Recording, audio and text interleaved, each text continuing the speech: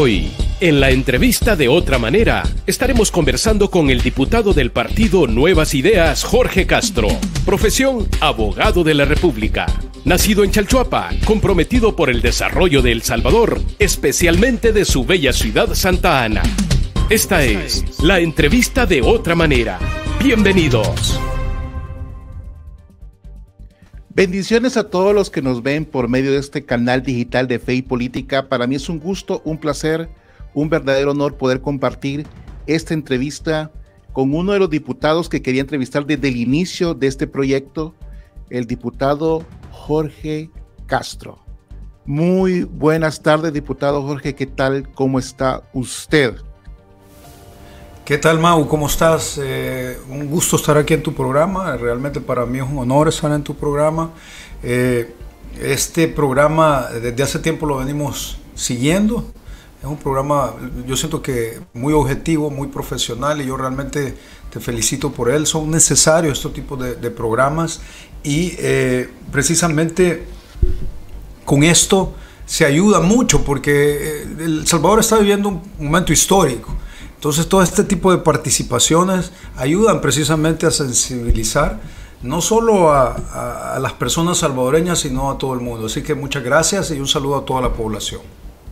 Gracias, diputado. Quiero empezar una serie de preguntas que hemos preparado, que no solo las he preparado yo, sino también parte del pueblo de nuestros seguidores que en el grupo de WhatsApp casi que me transmitieron que le tenía que hacer. Pero quiero empezar con una pregunta que casi que la hizo mi hija.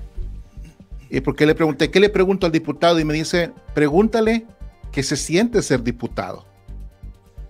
Bueno, ser diputado para mí en este momento histórico del país es un honor, ¿verdad? Ser servidor público bajo el concepto que se tiene actualmente dentro de los funcionarios públicos, de servidor público, no como antes, es un lujo, es un honor. Para mí estoy grabando en mi interior, en mi esencia, algo muy importante, porque a mi edad, hablábamos al inicio que tengo ya 58 años de edad, y a mi edad precisamente siempre había querido empujar la carreta por el pueblo y para el pueblo, y entonces este momento histórico es importantísimo, no solo en mi vida, sino en la vida de mis hijos, de mis nietos, de mis amigos y precisamente del pueblo salvadoreño. Interesante, porque ahora que menciona nietos, yo jamás me imaginé que usted ya fuera abuelito. Fíjese que realmente no lo soy. Estoy hablando en el sentido hipotético. Bueno. Sí tengo hijos, pero todavía no me han dado nietos. Todavía no han ellos decidido, pero cuando vengan van a ser una bendición. Entonces hablaba como en el sentido retórico y en el sentido muy bien. hipotético. Excelente, diputado. Bueno, ahora quiero empezar ya formalmente esa entrevista. La primera pregunta que yo siempre he querido hacerle a muchos, ¿verdad?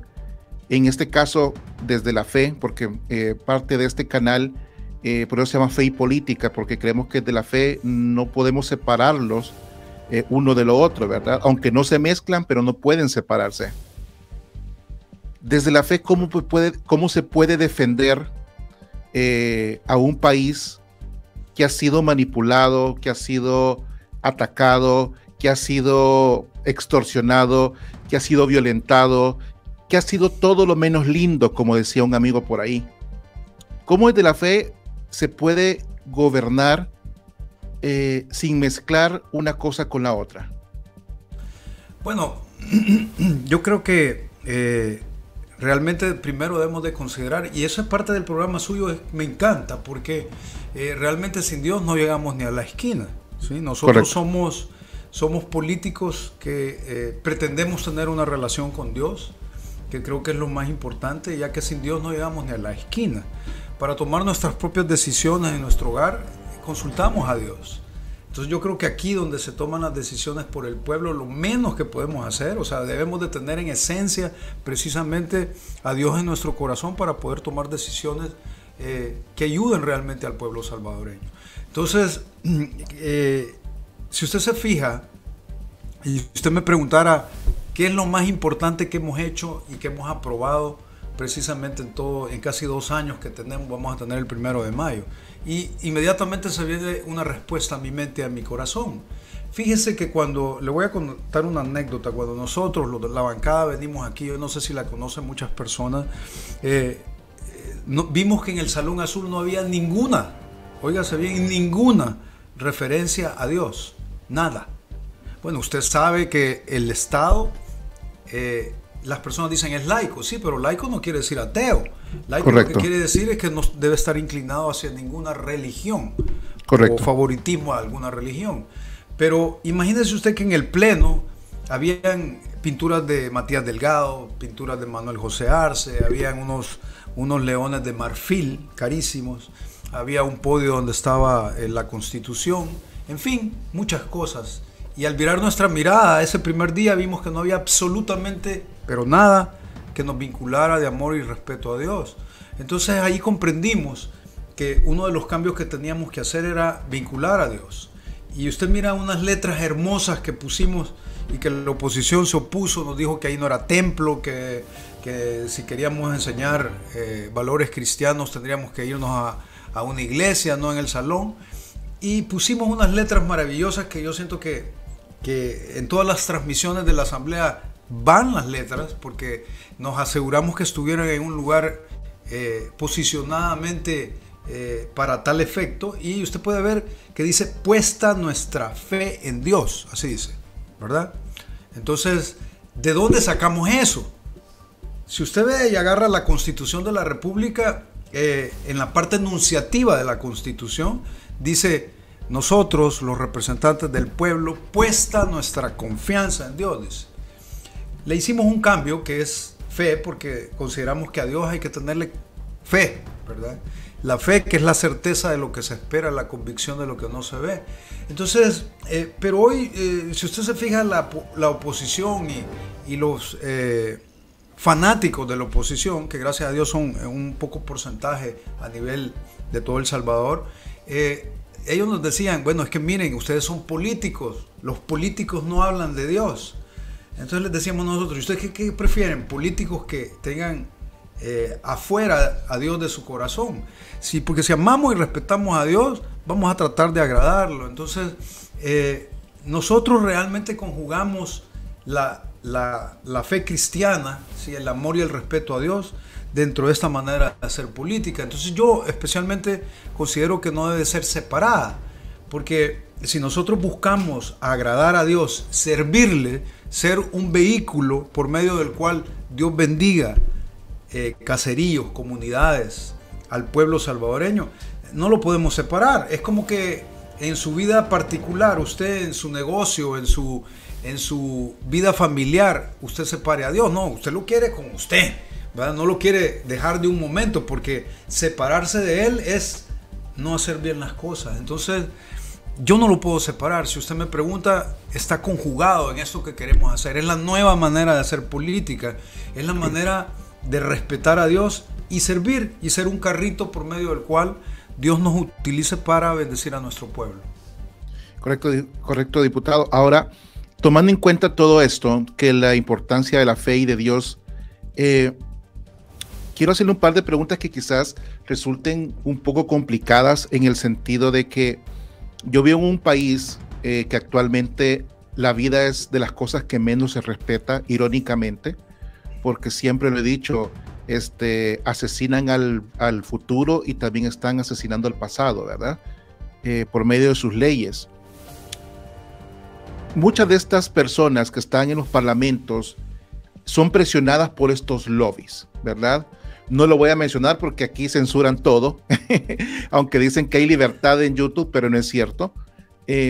Son presionadas por estos lobbies que son muy poderosos e influyentes, y muchas veces influyen en las decisiones inclusive de los políticos a querer aprobar varias cuestiones. Matrimonio, ya sabemos que ellos les dicen matrimonio igualitario, es también la interrupción del embarazo y cuestiones de las cuales llevan ese tema constantemente. En el caso, vamos a hablar de El Salvador.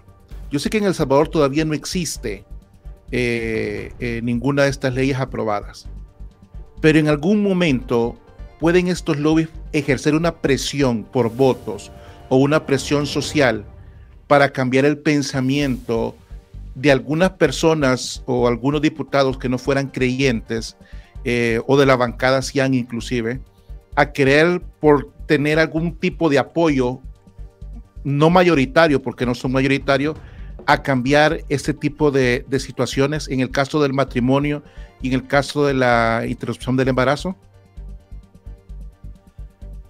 Bueno, cuando hablamos de estos temas, si usted, por ejemplo, me habla a mí del aborto, por ejemplo, ¿sí? Yo soy pro vida totalmente. Entonces, yo siempre voy a tratar de proteger la vida, sobre todo la vida de las no nacido, personas o de los bebés o de los que están en gestación, precisamente porque cuando hablamos de estos temas, son temas de alguna manera complicados, pero yo creo que los legisladores, de acuerdo a esta nueva visión, debemos de tomar posturas. Entonces yo tengo una relación con Dios, soy cristiano y precisamente voy a apoyar lo que me dice la Biblia. Eso, si me debo a alguien, primeramente a Dios, ¿sí? Gracias a Dios, Dios bendito, nuestro presidente Bukele es totalmente pro vida, ¿sí? Pero usted tocó un punto importante, porque cuando, por ejemplo, hablamos del aborto, estos grupos y estos organismos internacionales le doblan las rodillas a los países a veces de una manera estratégica, como por ejemplo cuando la ley no contempla por ejemplo la habilitación del aborto de ninguna manera, como la nuestra. Estos países, estas organizaciones tanto nacionales como internacionales promueven los casos en cortes interamericanas de derechos humanos, por ejemplo. Entonces, cuando la Corte Interamericana resuelve, lo que pretende es doblarle las rodillas al país para que el país haga las modificativas. Entonces yo por eso considero yo que el pueblo hoy, gracias a Dios, está más unido que siempre, porque anteriormente, gracias a los de gobiernos, no existía esa unidad, pero hoy, gracias a la visión del presidente Bukele, sí la hay. Entonces, realmente el país debe agarrar una postura, debe de tener carácter, como usted dice. Los legisladores debemos defender esos puntos de honor. ¿Por qué? Porque nosotros pretendemos llevar a un país a otro nivel, pero cuando nosotros apoyamos, por ejemplo, una ley para que la punta tecnológica de desarrollo tecnológico venga al país, cuando nosotros empujamos educación pública de primer nivel, cuando nosotros también empujamos salud pública de primer nivel, estamos empujando el país a otros niveles que jamás existieron aquí. Cuando empujamos por ser un país soberano, de igual manera.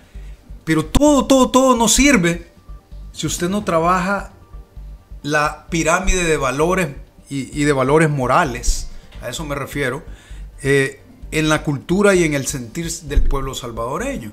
¿Por qué? Porque, y yo lo decía la otra vez que estábamos de alguna manera analizando elegir funcionarios como por ejemplo magistrados. Entonces yo decía, bueno, usted mira el perfil, puede tener 10 maestrías la persona, puede ser una persona altamente capacitada y tener una gran inteligencia, pero lo puede ocupar para la maldad, lo puede ocupar para hacer cosas malas. ¿Qué necesita? ¿Qué le dice a usted la diferencia? Los valores morales en esa pirámide. ¿En dónde está Dios en esa pirámide de importancias para la persona que quiere ser funcionario? ¿En dónde está la familia? ¿Sí? ¿En dónde está posicionado el esquema de valores o los tiene tergiversados? Entonces, en el mismo sentido lógico, si usted empuja porque un país llegue a otro nivel, no debe descuidar esos valores morales. Debe tener la capacidad de plantarse, en el caso mío como legislador, y decir, no, esto es correcto, esto no es correcto. Entonces, con el cuidado precisamente de proteger esos valores morales. Y si no están ordenados, porque venimos de gobiernos que prácticamente fomentaron ese desorden, sencillamente ordenarlos, tratar de hacer una reingeniería en el interior de la sociedad para ordenarlos. Si usted me pregunta a mí, por ejemplo, países como los Estados Unidos, donde ha habido, llegan a las escuelas y matan niños de 3, 6, 9 años. Entonces usted dice, bueno, ¿y por qué pasará eso tanto? Y yo le puedo dar la respuesta, es porque sencillamente han descuidado los valores morales, los valores cristianos también. ¿A dónde está Dios?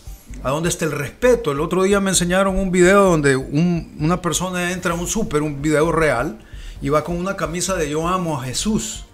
Y llega el guardia de seguridad y le dice, mire señor, tiene dos opciones, o se quita la camisa o se va del supermercado. ¿Por qué? Le dice, porque su camisa está ofendiendo a la gente que está en el mercado. Entonces, y si usted mira, ¿qué ha salido volando en este tipo de países? Los valores cristianos. Entonces, una persona que no cree y que no tiene respeto por Dios, difícilmente tiene respeto por el prójimo. Entonces, creo yo que si nosotros queremos llevar al país a otro nivel, debemos de respetar esos valores morales y al mismo tiempo debemos de saber defenderlos ante precisamente estos grupos que empujan y que, si usted me pregunta del punto cristiano, son huestes de maldad, así le llamo yo. Correcto, ya que menciona que creo que es muy importante, yo tengo ya 4 años de no estar en El Salvador. No sé si todavía existirá la materia de moral y cívica, por ejemplo, dentro de la escuela, que yo sí la recibí, y yo me acuerdo que era una materia tan importante porque nos enseñaban a amar a la patria y también nos enseñaban el respeto hacia la fe.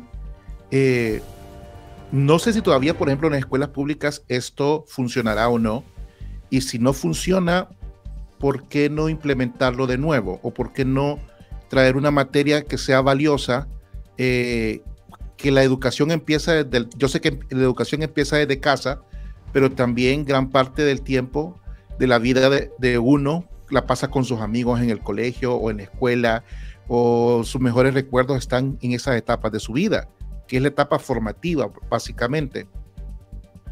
En las escuelas, yo sé que usted no es de educación, ¿verdad? No es de parte del grupo de educación, pero esas materias se siguen dando, ya no se dan, y si no se dan, ¿por qué no implementarlas de nuevo, diputado? ¿Cuál es el problema de poder poner una materia de estas donde se fomenten este tipo de valores? Bueno, usted mira, parte cívica hay, ¿verdad? Pero si usted me pregunta qué deberíamos de enseñar en las escuelas, realmente deberíamos de enseñar el amor y el respeto a Dios, ¿sí? Fíjese usted, el Estado le enseña que usted debe de respetar a Dios, debería de decirle quién es Dios, ¿sí? Debería de haber una vinculación educacional. Fíjese, usted ve Dios, unión, libertad en los símbolos patrios, ¿verdad? Juráis ante Dios hacer cumplir las leyes, ¿verdad? Y no le dice quién es Dios. Usted va a un proceso a atestiguar y le dice, juráis ante Dios decir la verdad. ¿Qué le está diciendo? Pues el Estado lo está vinculando, fíjese, dentro de la solemnidad, para asegurarse que usted no miente, que jure ante Dios. Y la misma Constitución vincula a Dios. Entonces usted puede ver que el Estado tiene una obligación educacional sin entrar a una religión, ¿sí? Pero en un parámetro de amor y respeto a Dios, y debería de enseñarse en las escuelas. Si usted me pregunta, me encantaría a mí, por ejemplo, promulgar una iniciativa en su momento para que en las instituciones públicas y en los colegios se enseñara el amor y el respeto a Dios. Si usted mira los países como, por ejemplo, los Estados Unidos, ¿qué hicieron? Pues lo quitaron. Lo quitaron precisamente. Entonces, cuando usted aparta de Dios, a Dios de la fórmula, ahí se genera un problema, como una cascada, así como una bola de nieve que va precisamente impactando con un montón de aristas. Entonces, yo enseñé, qué bonito que amen los símbolos patrios, pero para mí es más importante que amen a Dios, que respeten a Dios. Alguien que ama y respeta a Dios va a tratar de hacer las cosas bien, ¿sí? Alguien que puede amar la bandera del Salvador va a querer al Salvador, sí, probablemente, pero si ama a Dios, yo le aseguro que va a amar a su país, va a amar a su familia, va a respetar al prójimo, va a respetar las leyes.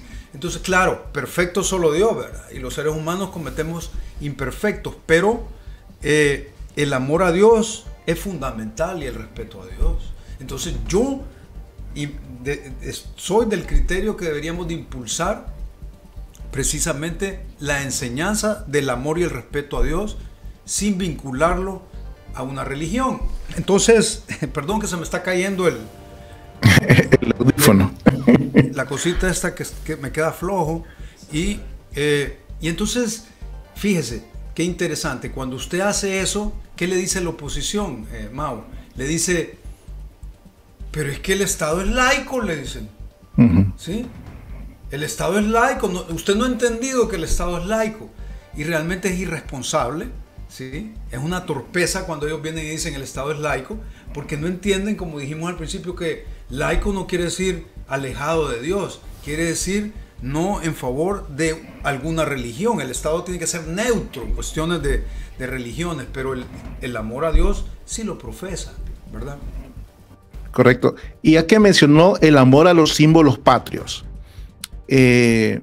no hay nadie más que ame los símbolos patrios y su bandera y su himno nacional que la diáspora, porque muchas veces estando en el país estamos tan acostumbrados a verlos que no sentimos como ese orgullo, ¿verdad? A excepción cuando la selecta juega, que todo el mundo grita el himno nacional, pero cuando se está afuera se ama y se quiere tanto a la patria que la diáspora sé que la ama muchísimo.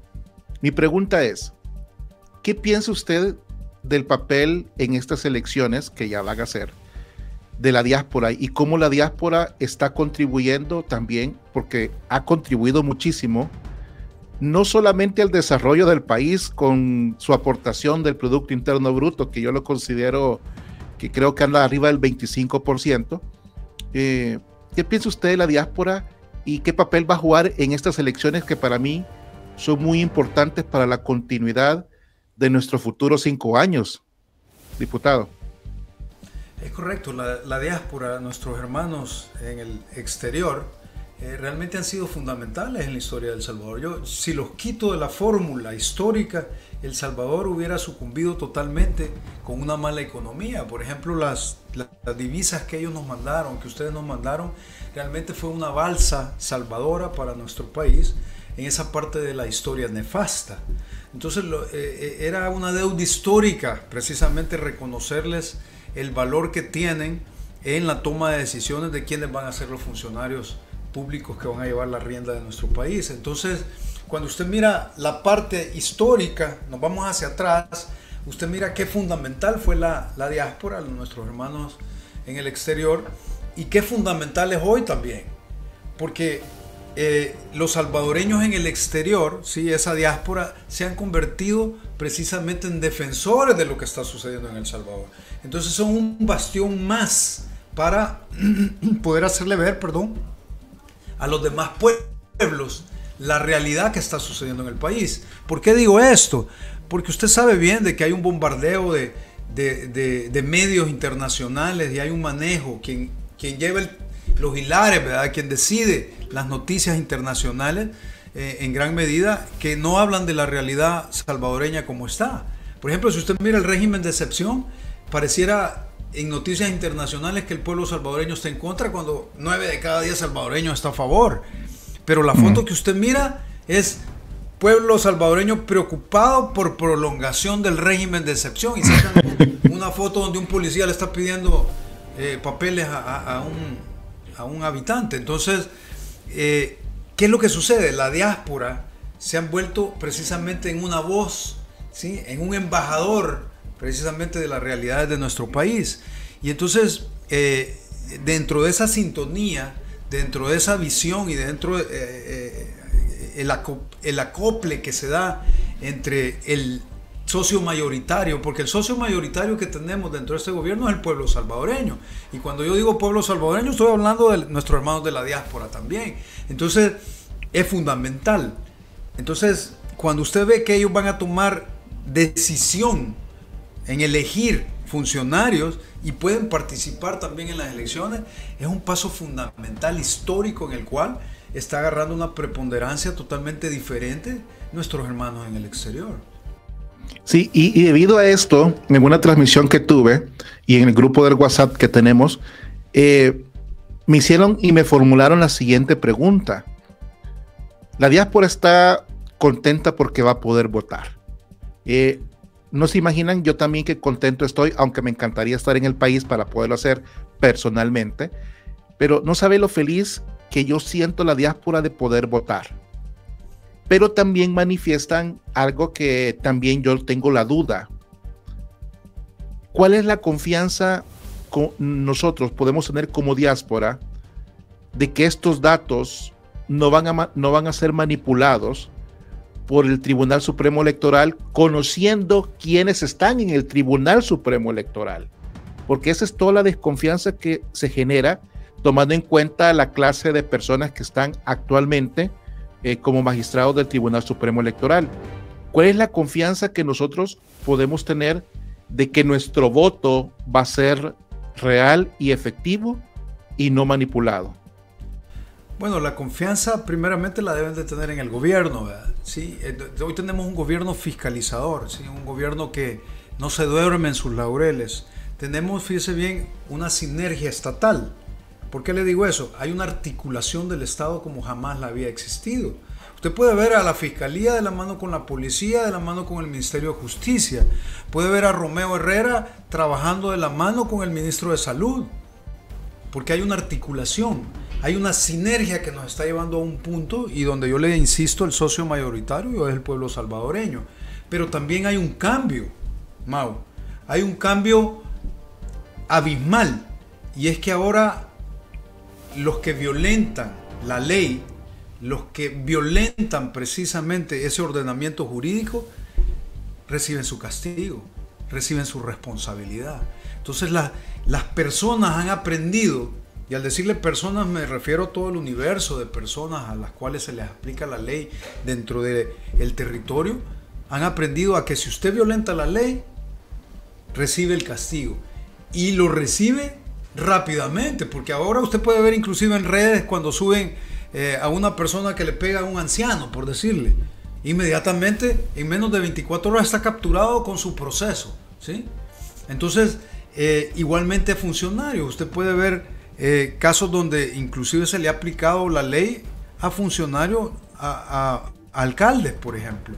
Entonces usted puede ver cómo El Salvador está viviendo un nuevo momento en donde el pueblo está aprendiendo inclusive a respetar hasta las mascotas, para que usted se haga una idea, donde el respeto por los perritos que forman parte de nuestra familia debe darse de manera normada, y las personas ahora respetan eso. Cuando alguien lo violenta, tiene las consecuencias. Entonces yo le aseguro a usted que esos magistrados del tribunal les va a temblar las piernas, ¿sí?, si no llegan a hacer lo correcto, porque sabe que el brazo de la justicia les va a caer.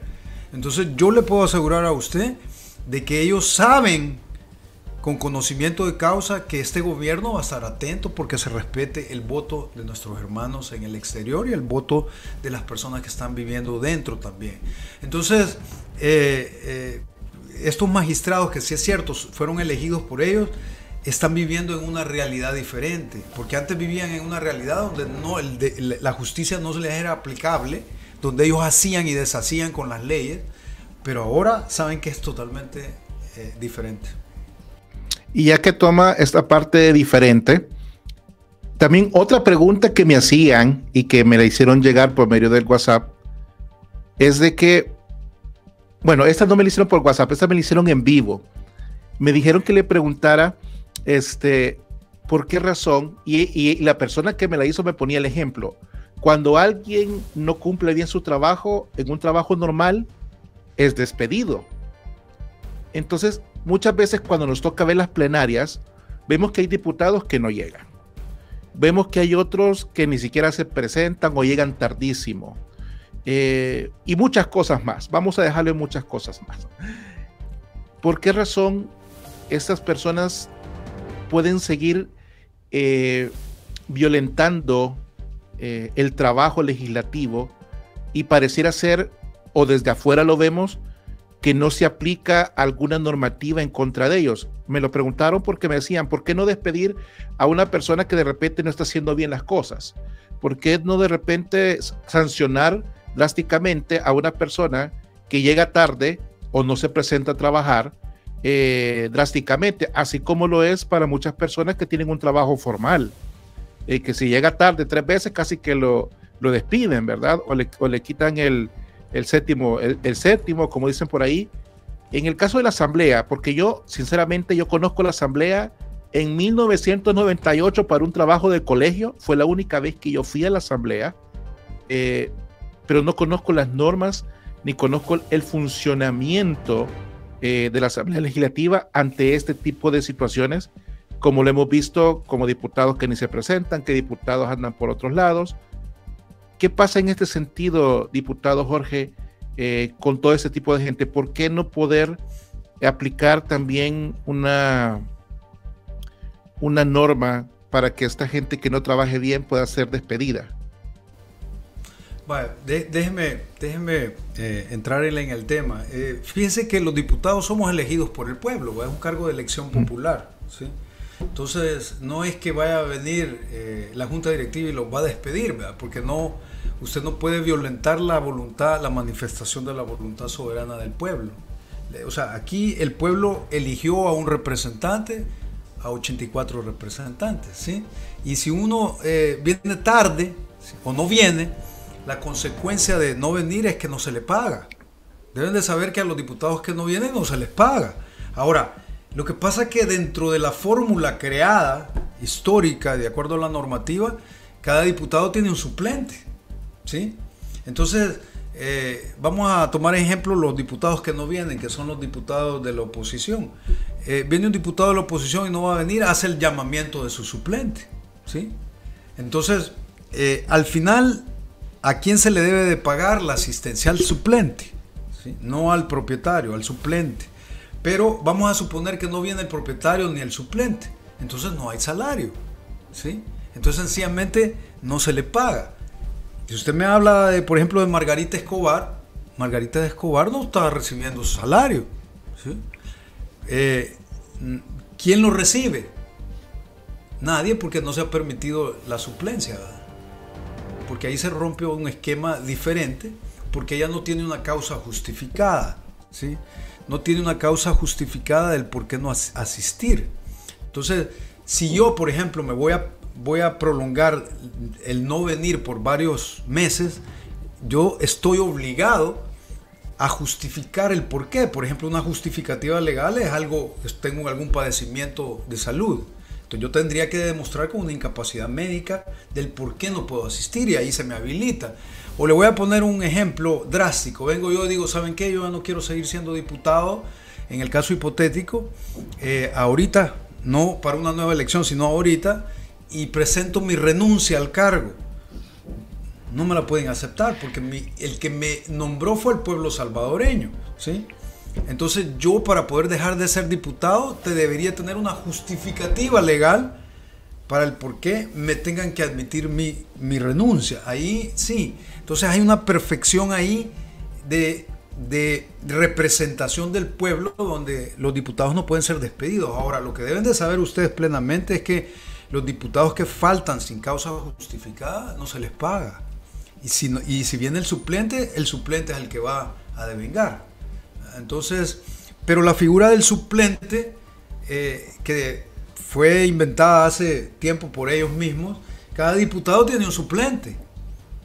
Entonces yo digo, bueno, realmente no solo debería de verse el tema del número de diputados, sino el número de suplentes vinculados.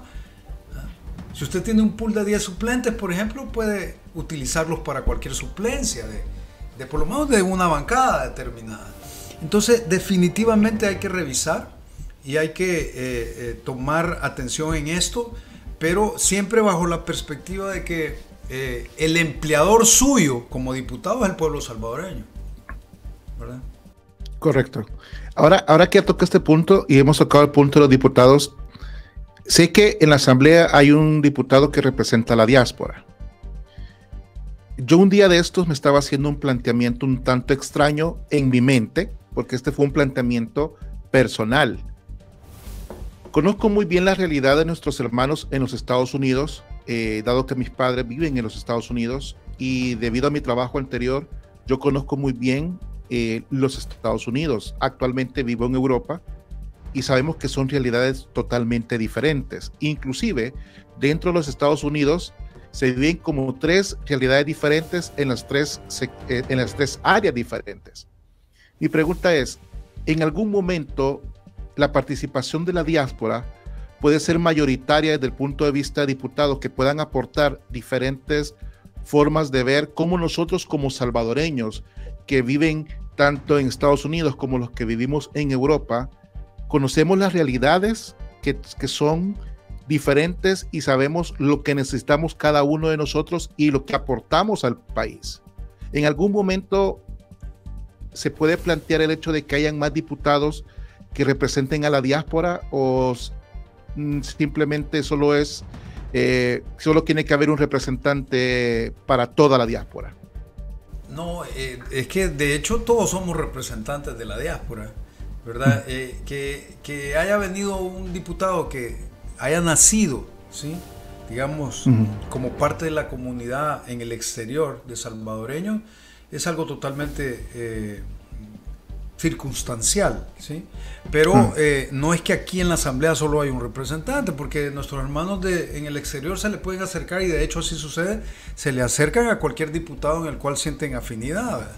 Entonces no es que un diputado sea el nombrado para tal efecto. Claro, hay una comisión vinculada a esa parte, pero nosotros somos todos diputados de ustedes, ¿sí? Y los representamos. Entonces, ahora, el otro aspecto de si puede haber una representación activa, digamos, dentro de la asamblea. Por ejemplo, un diputado que nazca directamente en la actualidad, o 3 diputados o 5 diputados que nazcan de allá, de la diáspora, obviamente van a conocer y van a estar más sensibles directamente al tema, y eso puede suceder ya. Por ejemplo, nosotros tenemos hermanos en el exterior que están afiliados, ¿sí? Esas personas afiliadas pueden decir, bueno, voy a tratar de hacer algo por el país y me voy a inscribir como candidato, y son bienvenidos, ¿verdad? Porque precisamente de eso se trata, que la representación del pueblo, fíjese, porque si usted mira, Mau, cuál es la esencia de la existencia de los congresos y asambleas. Bueno, si usted me dice a mí, imaginémonos cuando empezaba esto, ¿verdad?, en la humanidad, y allá en la plaza central del pueblo se unía todo el pueblo, ¿verdad?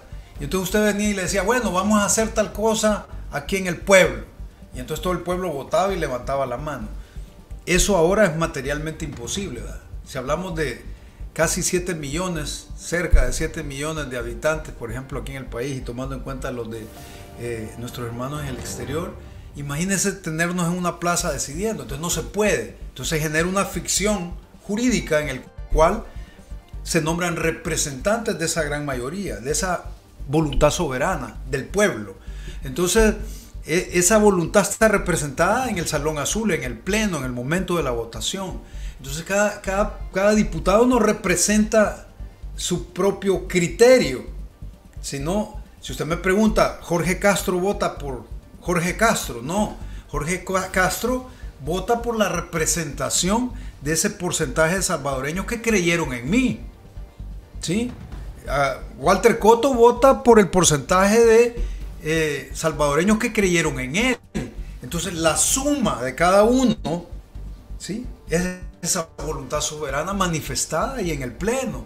Entonces, cuando nosotros hablamos si deberían de haber hermanos de la diáspora aquí, por supuesto que sí serían bienvenidos, porque no solo tendrían la sensibilidad, sino que representarían precisamente esa sensibilidad que es de ese conglomerado de hermanos que están en el exterior. Muy bien. Ahora que ya mencionamos el tema de la diáspora, yo le quiero hacer un comentario.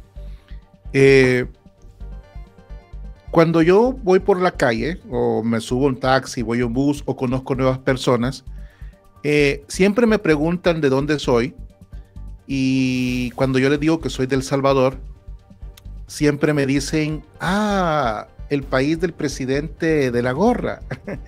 o me dicen, tu presidente está haciendo un excelente trabajo. Y de hecho, muchas personas no salvadoreñas, españolas, colombianas, dominicanas, de todos los que yo conozco aquí, inclusive marroquíes, porque tenemos mucha influencia marroquí, me han hablado cosas increíbles del presidente Bukele y del régimen de excepción.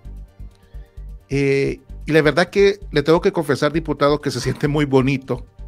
Se siente muy bonito que a nosotros nos reconozcan por algo positivo, y la verdad es que nosotros nos sentimos muy orgullosos.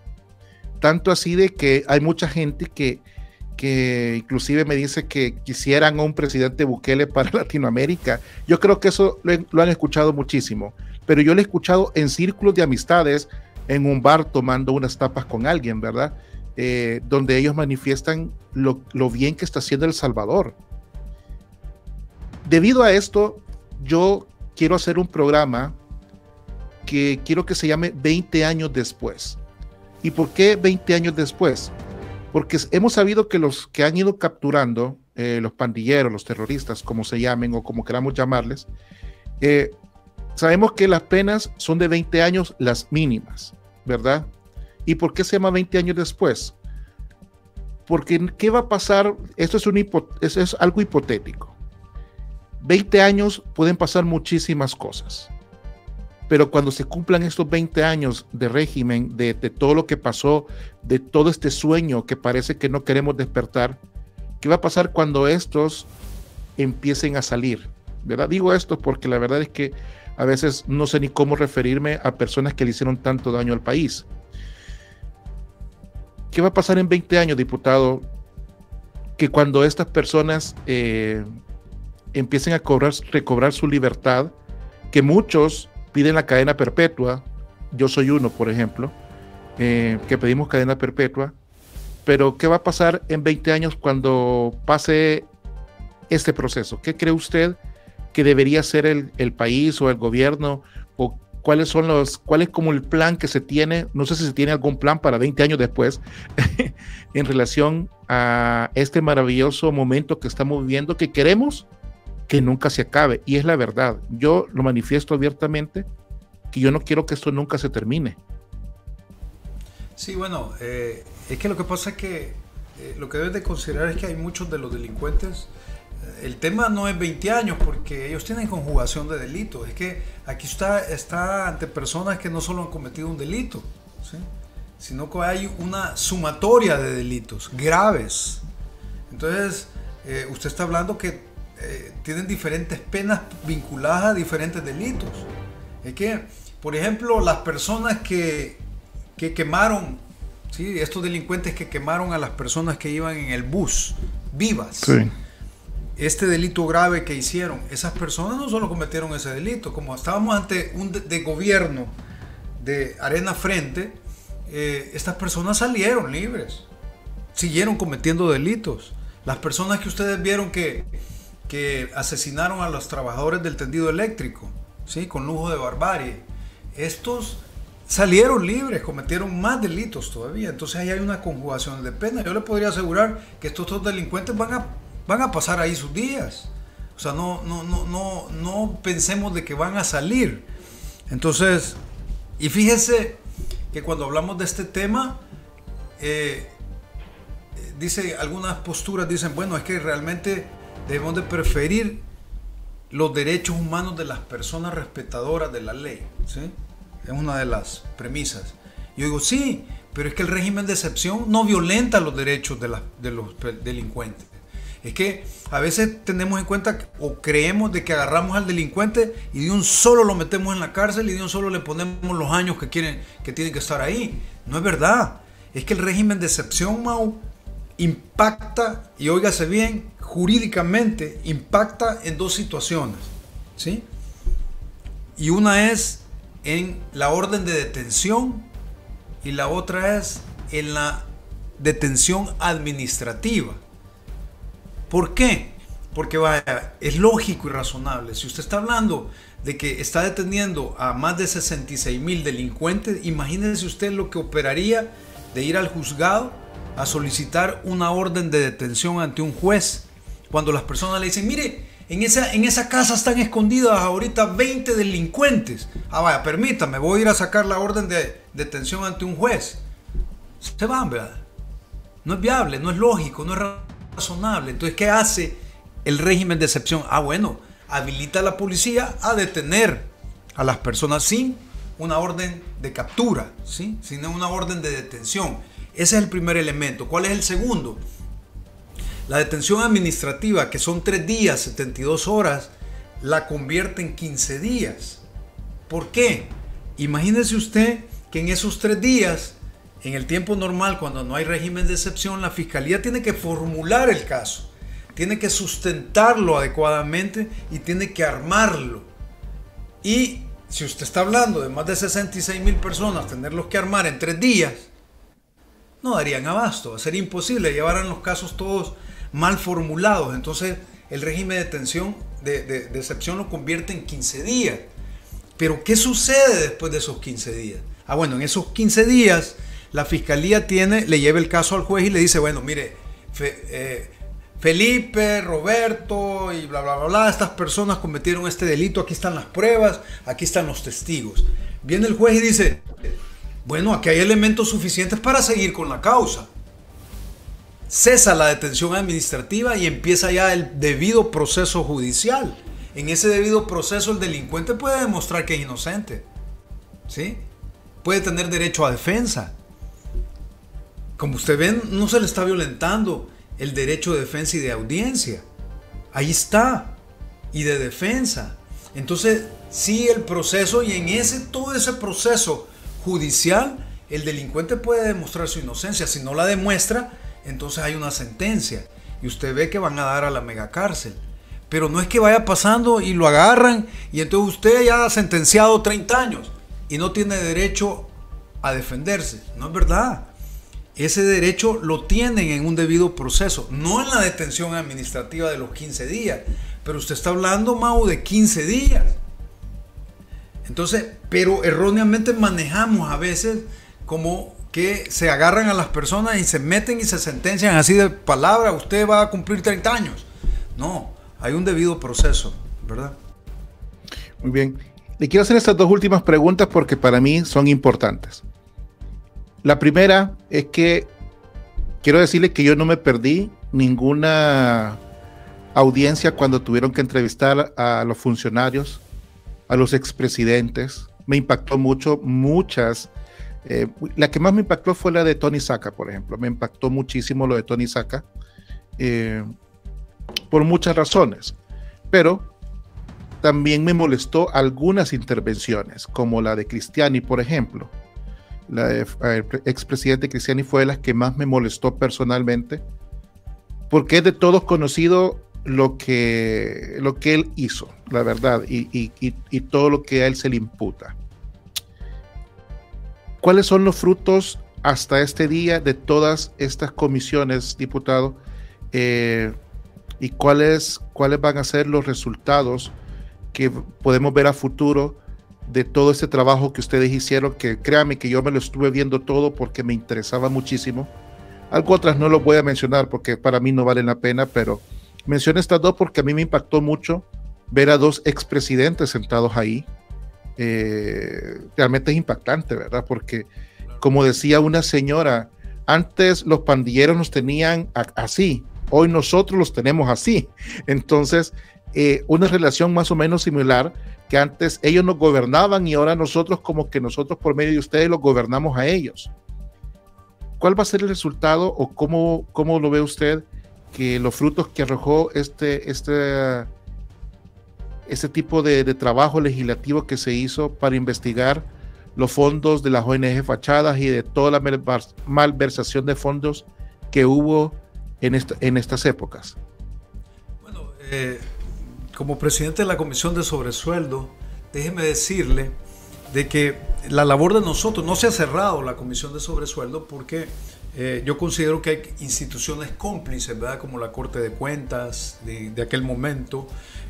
Bueno, si usted mira el caso de Funes, que se robó más de 400 y pico de millones y contando, la Corte de Cuentas le dio un finiquito en 48 horas, ¿sí?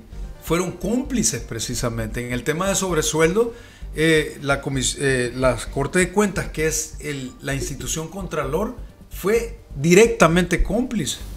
Entonces, cuando nosotros sentamos a Cristiani, cuando sentamos a Quintanilla, cuando sentamos a todas estas personas, ¿qué generamos? Una prueba testimonial, ¿sí? ¿Por qué? Fíjese. Porque teníamos pruebas documentales. Por ejemplo, tenemos incrementos patrimoniales en documentos públicos probatorios.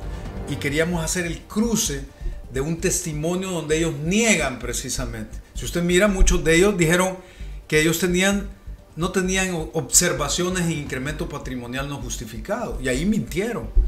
Y eso se amarra precisamente con la prueba documental. Ahora, ¿qué hicimos? Realmente usted tocó un momento histórico, porque haber sentado al capó de capós, haber sentado a Cristiani que le respondiera al pueblo salvadoreño, fue todo un momento histórico. ¿Cómo se habrá sentido él, el que creyó que jamás iba a estar sentado respondiéndole al pueblo? Ahora, usted me dirá, ¿hasta dónde llega la labor de la Comisión de Sobresueldos o de ONG en producir esa prueba? Si usted se fija, su servidor fue a la Fiscalía a presentar el paquete de documentos y de denuncias, ¿verdad? Vinculadas. Bueno, déjeme decirle que Cristiani, antes de salir de su gobierno, se recetó 36 millones mediante cheques. Toda esa prueba a la Fiscalía. Lo que deben de entender es que la Comisión de Sobresueldos de la ONG ya no nos compete la parte operativa de seguir el proceso ante el juzgado. Esa parte es del fiscal. Entonces usted me dirá, ¿por qué no se ha hecho? Porque sencillamente la capacidad instalada de la Fiscalía ha estado precisamente trabajando en la cuestión, pero al mismo tiempo trabajando en más de 66,000 delincuentes. Es que mire, llevar un proceso de cada persona, y esto lo saben los abogados, ante un juez, ya sea de manera acusatoria o en el sentido de defender al imputado, es complejo. Cuando usted habla de 66,000 personas es totalmente complejísimo. Y hacerlo bien, porque ahora tenemos una fiscalía que hace las cosas bien. Por eso es que salían antes a la semana, porque no les importaba cómo lo presentaban. Ahora van bien sustentado cada caso. Entonces hay una capacidad instalada comprometida con el tema de seguridad. Pero si usted me pregunta a mí, nosotros hemos tenido reuniones con fiscales en el tema, por ejemplo, de Cristiani, en el tema vinculado a sobresueldos. Ha ido caminando y ha ido fortaleciéndose. Pero lo que dice la gente es, bueno, mire, pero ¿y por qué no los detienen antes de que se vayan? Dice, ¿verdad? ¿Por cómo hacen? Y ese es un tema vinculado a la Constitución de la República, porque en la Constitución nace el principio de inocencia. Entonces, ese principio de inocencia no puede ser violentado, es un principio constitucional. Entonces, cuando usted captura a alguien, debe ya haber un proceso, ¿sí? En el régimen de excepción no, pero está vinculado a maras y pandillas, me explico. Y si hablamos de Cristiani, se fue huyendo mucho antes, ¿verdad? ¿Por qué? Porque él dijo, bueno, ya me tienen rastreada la cola con tantas cosas. Entonces, la fiscalía, para poderlo detener, tendría que haber iniciado un proceso judicial y el juez haber decretado precisamente esa orden de detención. Esa parte de la ley, ¿por qué no la cambian? Me han dicho a mí. Porque está vinculado a una modificativa constitucional. Entonces, ¿se puede hacer? Sí, sí se puede hacer, pero es una reforma constitucional. Pero pensemos algo, Mau, y también a los que oyen su programa, eso también tiene una medida negativa, porque usted no sabe si entre 150 años, 100 años, 80 años va a haber un gobierno que no vaya a hacer las cosas adecuadamente. Esperemos que no, pero esa herramienta en manos de un gobierno nefasto como los de Arena y del Frente, puya, hacen y deshacen, porque ya no está ese principio constitucional que es el derecho de inocencia, de la presunción de inocencia. Entonces, yo me preguntaba, yo no sé si usted se acuerda, Mau, de un asesino en serie que andaba allá en Los Ángeles y no lo podían determinar quién era, y había un retén policial, y en ese retén policial casualmente iba pasando el asesino en serie, lo pararon y le abrieron el baúl sin dar el consentimiento de él, y cuando le abrieron el baúl le encontraron 2 cuerpos. La defensa dijo que esos cuerpos, le dijo al juez, fueron incautados violentando la ley porque ellos no tenían una orden de allanamiento. Entonces yo me recuerdo que en ese momento yo dije, qué ley más torpe, ¿sí? Pero ¿por qué es esa ley? Porque si no le podría poner a usted la policía, un policía malo le podría poner lo que él quisiera en el baúl. Entonces la normativa trata también precisamente de proteger, porque no se sabe qué va a pasar en 200 años, en 250 años. Entonces es por eso que esos principios constitucionales de alguna manera están ahí, ¿verdad? Tienen un sentido lógico. Y ya que hablamos de todo esto, diputado, la última pregunta va relacionado que para nosotros es el tema de la semana.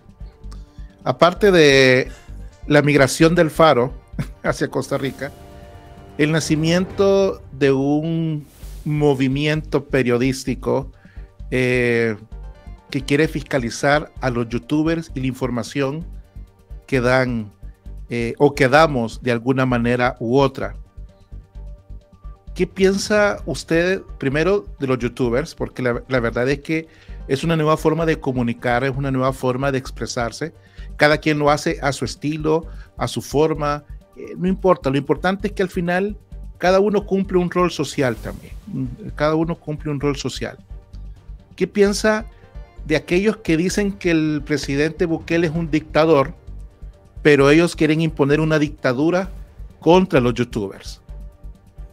Precisamente son gente que no conocen el respeto por los demás, sino que han vivido en un esquema de proteccionismo, donde recibían directamente dinero de los gobiernos anteriores. De hecho, de los gastos reservados recibían dinero. Por ejemplo, cuando usted mira este tipo de personajes o de asociaciones o de sociedades, inclusive cuando usted mira universidades que recibían millones anualmente y que ahora generan posturas de opinión, sencillamente están dolidos porque ya no reciben ese dinero.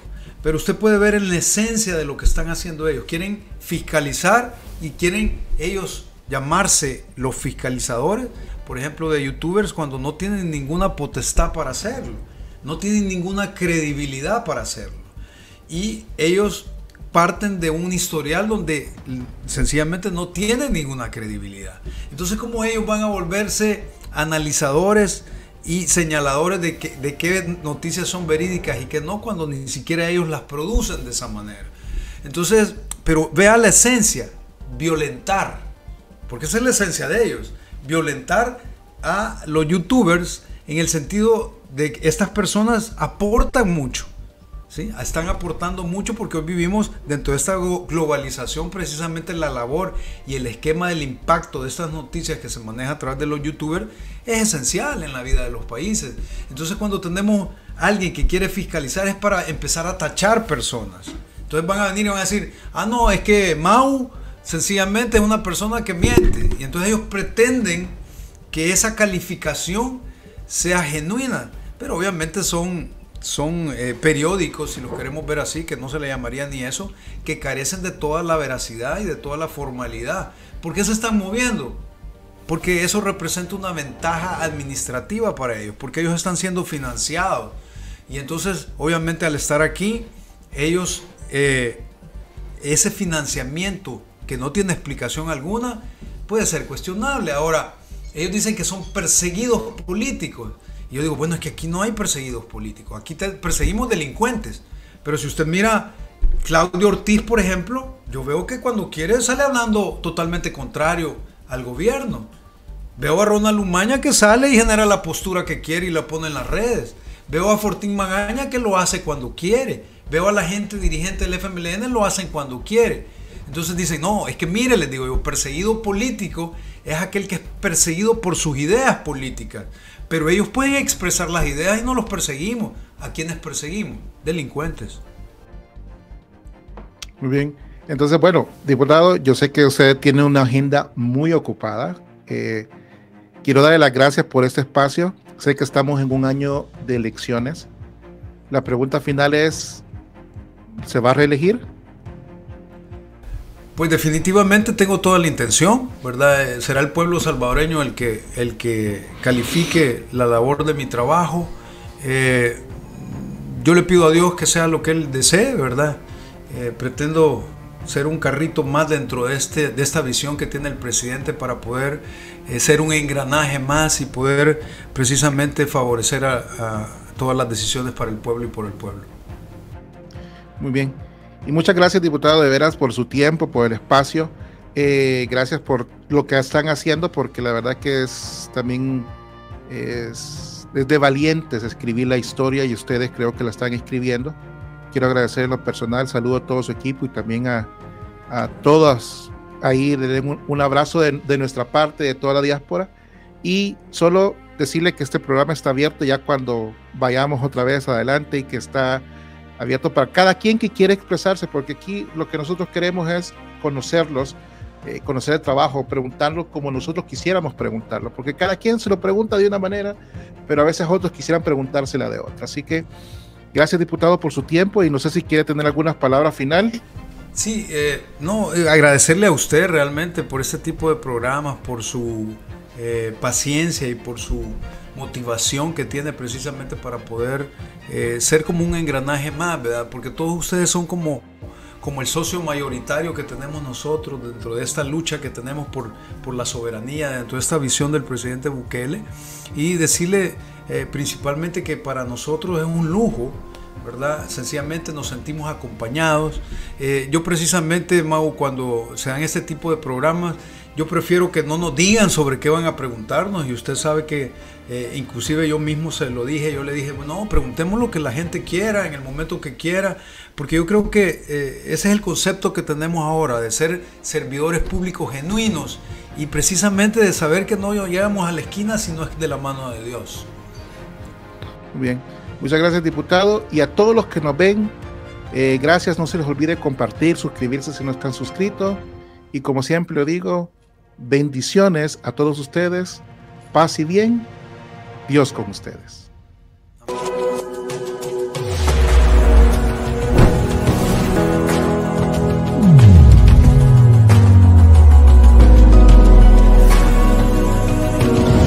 Política y fe, vista de otra manera.